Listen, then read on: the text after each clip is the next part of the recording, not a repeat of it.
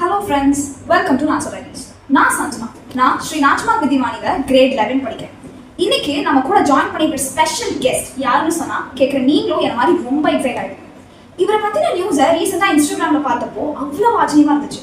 ஒரு ஊராட்சி தலைவர் நினைச்சா தன்னுடைய ஊருக்கும் தன்னோட ஊர் மக்களுக்கும் எவ்வளோ டெவலப்மெண்ட்ஸை கொண்டு வர முடியும் அப்படிங்கிறதுக்கான சிறந்த உதாரணம் நம்ம ஐயா தான்.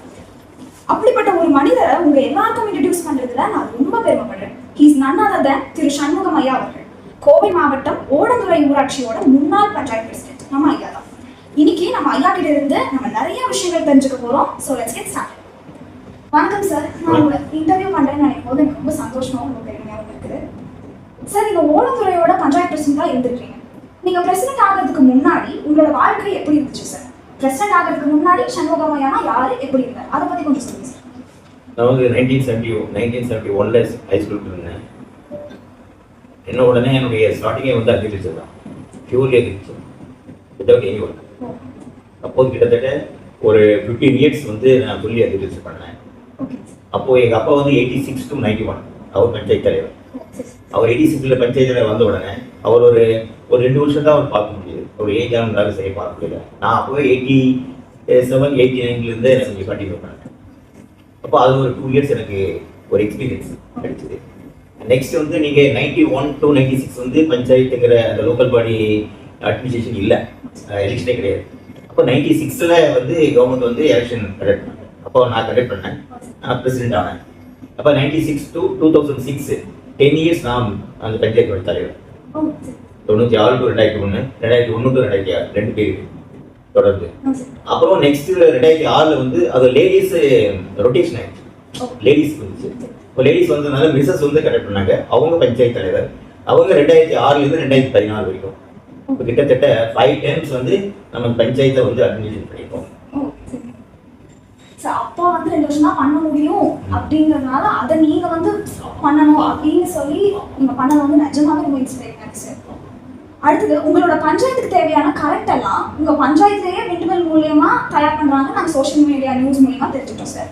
இவ்வளவு பெரிய ஐடியா உருவாகிறதுக்கான வேர் எங்கிருந்து ஆரம்பிச்சது சார்? இப்படி பண்ணணும்னு உங்களுக்கு எப்படி தோணுச்சு? நான் 96 நான் ஜாயின் பண்ணும்போதே இந்த பஞ்சாயத்தினுடைய இன்கம் வந்து எவ்வளோ தெரியுமா? 20,000 per year. ஒரு வருஷத்துக்கு 20,000 ரூபாய் தான் இன்கம். புரியுதுங்களா? பவர் பில் வந்து ஒரு மாதத்துக்கு 2,000 ரூபாய் பவர் பில் 96. அப்போது நீங்கள் பார்த்தீங்கன்னா நான் டெவலப்மெண்ட் நிறைய கொடுத்த பின்னாடி நிறைய ஒரு 5 ஹேம்லெட் வந்து புது ஹேம்லெட் உருவாக்கியிருக்கேன். 850 ஹவுஸ் கன்ஸ்ட்ரக்ஷன் பண்ணி கொடுத்துருக்கு, ஃப்ரீ ஹவுஸ். லேண்டோட இடத்தோட வீடு இலவசம் அப்படிங்கிற ஒரு ஸ்கீம் வந்து இன்னைக்கு தான் மத்திய சர்க்கார் வந்து அனைவருக்கும் வேணும்னு சொல்றாங்க. 2006 அனைவருக்கும் வேணும் பண்ணியிருக்கிறேன். அப்போ அதை அந்த டெவலப்மெண்ட்டாக பண்ணும்போதுங்க பவர் பில் வந்து உங்களுக்கு ரைஸ் ஆகுது. எல்லாம் முதல்ல வந்து ஒரே ஒரு போர்வெல் தான் இருந்தது, ஒரு 50 ஸ்ட்ரீட் லைட் தான் இருந்தது. நான் ஜாயின் பண்ண பின்னாடி 12 போர்வெல் ஆகிப்போச்சு, 350 ஸ்ட்ரீட் லைட் ஆகிப்போச்சு. நீங்கள் பவர் வந்து நாமளே ஜென்ரேட் பண்ணணும். அந்த ஜென்ரேட் பண்ணால் மட்டும்தான் அதை மீட்டர் பண்ணி டெவலப்மெண்ட் கொண்டு போக முடியும். அப்போ வந்து நான் வந்து 2001 to 2005 அந்த 4 இயர்ஸ் பீரியட்ல 40 lakhs நான் சேவிங்ஸ் பண்ண பட்ஜெட்ல 40 lakhs. அப்போ அந்த 40 lakhs சேவிங்ஸ் பண்ணி அந்த விண்மில் வந்து 350 கிலோவாட் அந்த கெப்பாசிட்டி, அது வந்து 1.55 crore அதோடைய காஸ்ட். ஆனால் இவருடைய கிட்ட இருக்குது வந்து 40 lakhs தான் இருக்குது. அந்த 1.15 crore வந்து பேங்க்ல கடன் வாங்கி 1,55,00,000 ஒரு விண்மில் போட்டு அந்த விண்மில் பவர் ஜென்ரேட் பண்ணி அந்த விண்மில் பவர் வந்து பண்ணிடுச்சு.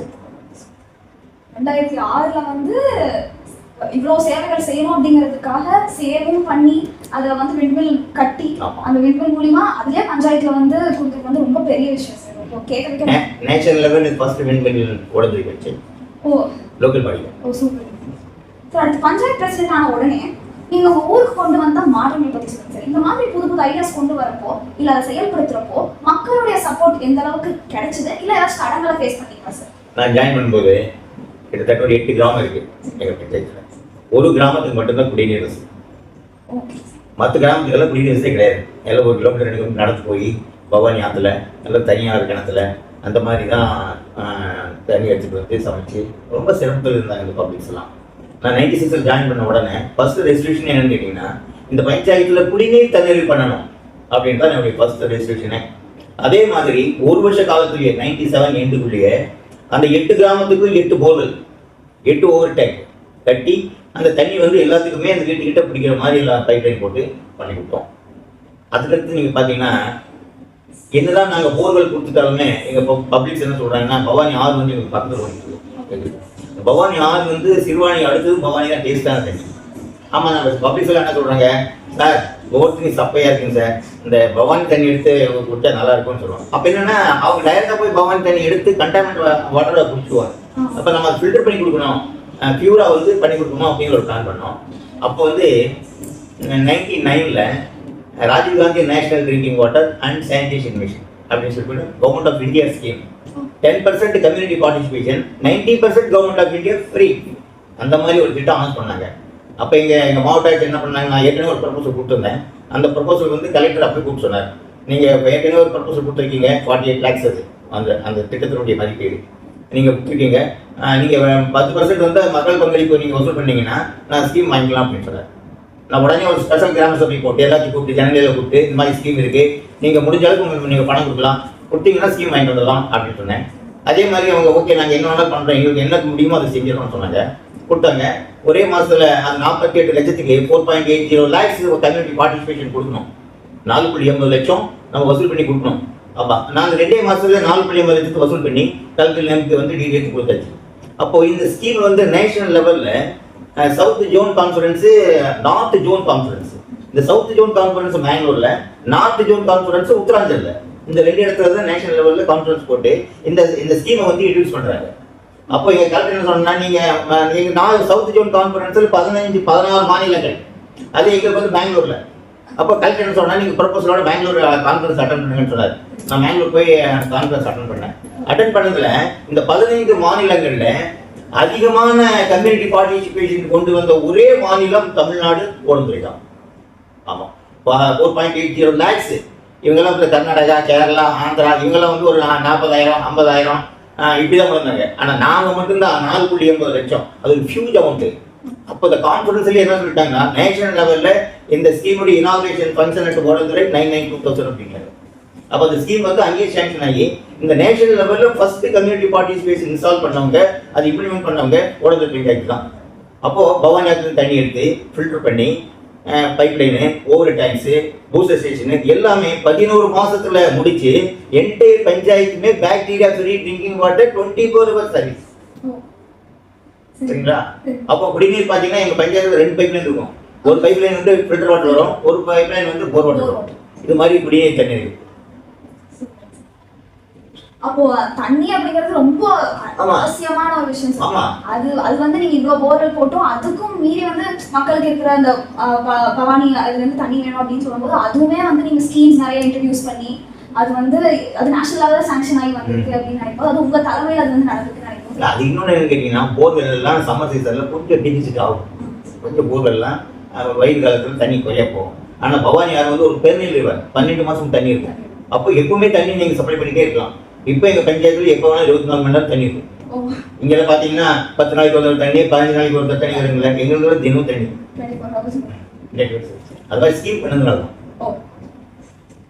உத்தமர் காந்தி, முன்னோடி கிராமம், இந்த மாதிரி நிறைய விருதுகள் நீங்க வாங்கியிருக்கீங்கன்னு நினைக்கும் இன்னைக்கே ரொம்ப சந்தோஷமா இருக்கு சார். அப்போ நீங்க அந்த விருது வாங்க போகும்போது அந்த மூமெண்ட் எப்படி இருந்துச்சு அண்ட் ஏதாச்சும் உங்களுக்குள்ள ஏதாவது ஓடிட்டு இருந்துச்சா, அதை பத்தி கொஞ்சம் சொல்லுங்க சார். அதாவது விருதுகளும் பாராட்டுகளும் சான்றுகளும் செலுத்த மாட்டிக்கலாம். ஆனால் நீங்கள் செய்யக்கூடிய செயல்பாடுகள் மட்டுமே நிரந்தரம். உங்கள் விருது, உங்கள் பாராட்டு, உங்கள் சான்றுலாம் வச்சுக்கலாம், வேறு அடித்து வச்சுக்கலாம், எங்கேயாவது வச்சுக்கலாம். ஆனால் நீங்கள் என்ன பண்ணியிருக்கீங்க, உங்கள் சாதனை என்ன பண்ணியிருக்கீங்க, அதுதான் நிரந்தரம். அப்போ அதனால் விருது கொடுக்குறாங்க அப்படிங்கிறதுக்காக வந்து நான் எனக்கு அவார்டு அந்த வேண்டியதே இல்லை.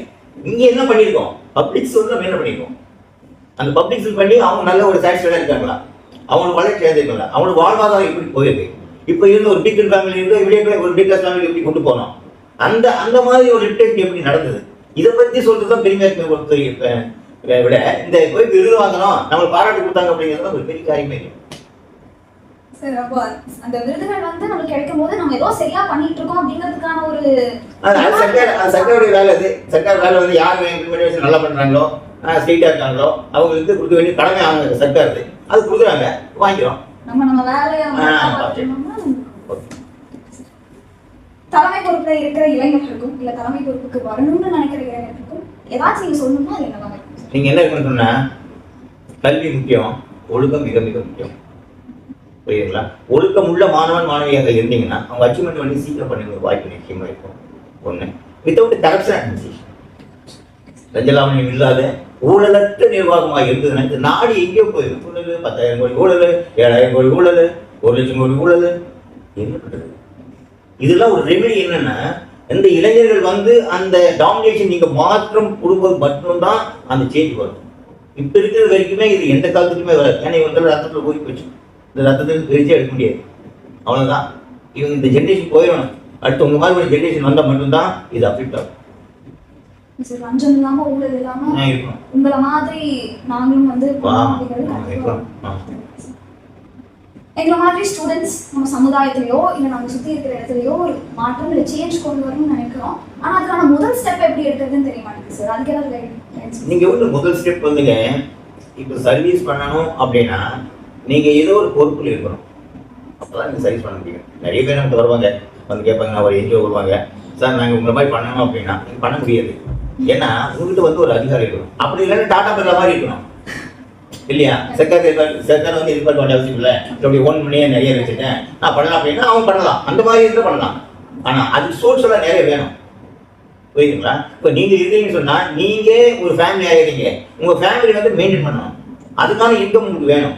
அப்போ அதெல்லாம் ஓவர்லுக் பண்ணி உங்களுக்கு அதிகமாக இருந்தால் தான் நீங்கள் சர்வீஸ் பண்ண முடியும். நீங்கள் ஒன்றுமே இல்லாமல் நான் சர்வீஸ் பண்ணுறேன்னா எப்படி சர்வீஸ் பண்ண முடியும்? உங்கள் வீட்டுக்காக சாப்பாடு பண்ணுறது அதுக்கான சோர்ஸ் வேணும்ல. ஓ, பஞ்சாயத்து தலைவர் ஆவாங்க, இந்த கோட்டாவில் வந்துடுவாங்க. பஞ்சாயத்து தலைவரை ஒன்றுமே இல்லாதவங்க பஞ்சாயத்து தலைவர் வந்துடுவாங்க. அவன் தினம் வேலை செஞ்சு தான் ஏர்ன் பண்ணாக்கா அந்த ஃபேமிலி மெயின்டைன் பண்ணிட்டு இருக்கான்னு வச்சுக்கோங்களேன். அவங்க வந்து பஞ்சாயத்து தலைவர் ஆயிடுறாங்க. சரியா? ஒன்றுமே கிடையாது அவன்கிட்ட, அவன் ஃபேமிலி மெயின்டைன் பண்ண கிடையாது, ஒன்றும் பணம்லாம் கிடையாது. இன்கம் வந்து இவன் இப்போ டெய்லி வேஜஸாக போய் அந்த பணத்தை வாங்கி சாப்பிட்டு இருந்தான். சரி, இவன் பஞ்சாயத்து தலைவர் சீட்டுக்கு வந்து உட்காந்துட்டான். ஃபேமிலி மெயின்டைன் பண்ணிருக்காரு. எங்க இது அவனுக்கு? இது ஹானோரியல் போஸ்ட், இது வித்தவுட் எனி சேலரி. இந்த போஸ்ட் வந்து பஞ்சாயத்து தலைவர் post without any salary, only honorary. அது அவன் ஃபேமிலி யாரும் மெயின்டைன் பண்றது சொல்லு. அவன் பார்க்க முடியாது. அவன் தான் சேனல் உட்காந்து சேனல் உட்காந்து இருக்கு. ஆனா இந்த பஞ்சாயத்து தலைவர் பதவிக்கு வரணும்னு சொன்னா கொஞ்சம் பேக்ரவுண்ட் அவனுக்கு இருக்கணும். இல்லைன்னா அவன் கரெக்ட் ஆயிடுவான். அவன் கரெக்ட் ஆகிதான் அதைத்தான் செய்வான், வேற வழி கிடையாது. கரெக்ட் ஆகலைன்னா அவன் ஃபேமிலி யார் மெயின்டைன் பண்றது? கரெக்ட் ஆகுது, ஒரு வேற வழியே கிடையாது. அப்போ தலைமை பண்புன்னு எடுத்துட்டு வந்தோம்னா அவனுக்கு சில பேக்ரவுண்ட் இருக்கும். சர்வீஸ் பண்ணணும்னு நினைச்சாலும் அவனுக்கு ஒரு பேக்ரவுண்ட் இருக்கும். அந்த பேக்ரவுண்ட் இருந்தால் மட்டும்தான் நீங்கள் சர்வீஸ் பண்ண முடியும். சும்மா இந்த கட்சி போட்டுக்கிட்டு நானும் ஊரெல்லாம் போய் அதெல்லாம் பண்ணுறேன் இதெல்லாம் பண்ணேன், சும்மா அதெல்லாம் ஹை பாஸ் தான். முதல் ஸ்டெப் நம்ம தலைமையில வரணும். தலைமை வர்றதுக்கும் நமக்கு பேக்ரவுண்ட் இருக்கணும். இல்லைன்னா நம்ம நல்லா இல்லைன்னா உங்களுக்கு அந்த அரசாங்கத்துடைய ஒரு பஞ்சாயத்து தலைவரோ அல்லது ஒரு வார்டு உறுப்பினரோ ஒரு சேர்மனோ ஒரு கவுன்சிலரோ இந்த ஒரு போஸ்ட் இருந்ததுன்னா நீங்க கவர்மெண்ட் பணம் கொடுப்பாங்க, நீங்க சர்வீஸ். சார் ரொம்ப நன்றிங்க சார். உங்களோட ஜேர்னி பத்தியும் ஓணந்துறையில் நடந்த பாசிட்டிவ் சேஞ்சஸ் பத்தியும் தெரிஞ்சுக்கிறதுல நாங்க ரொம்ப சந்தோஷம் சார். நீங்க நிஜமாலுமே ரியல் ஹீரோ எப்படிங்க சார். மக்களுக்கு வந்து இவ்வளவு நன்மைகள் செஞ்சிருக்கீங்க, அது எதுவுமே எதிர்பார்க்காம செஞ்சீங்க. நம்மளுக்கு அந்த மாதிரி நிறைய பேர் இருக்கிறது இல்லைங்க. அப்படி இருந்தீங்கன்னா நாளை எங்க போய். ஓகே ஃப்ரெண்ட்ஸ், இன்னைக்கு சார் கிட்ட பேசினதுல எப்பவும் ஊரையும் சிஸ்டத்தையும் குறை சொல்றதை விட்டுட்டு மாற்றத்துக்கான முதல் ஸ்டெப்பை நம்ம தான் எடுத்து வைக்கணும் அப்படிங்கறத நான் ரொம்ப நல்லா புரிஞ்சுக்கிட்டேன். அந்த மாதிரி நீங்களும் ரொம்ப நல்லா புரிஞ்சுப்பீங்கன்னு நான் நம்புறேன். Hope you guys enjoyed this episode. Stay tuned with Nature Diaries for more episodes like this.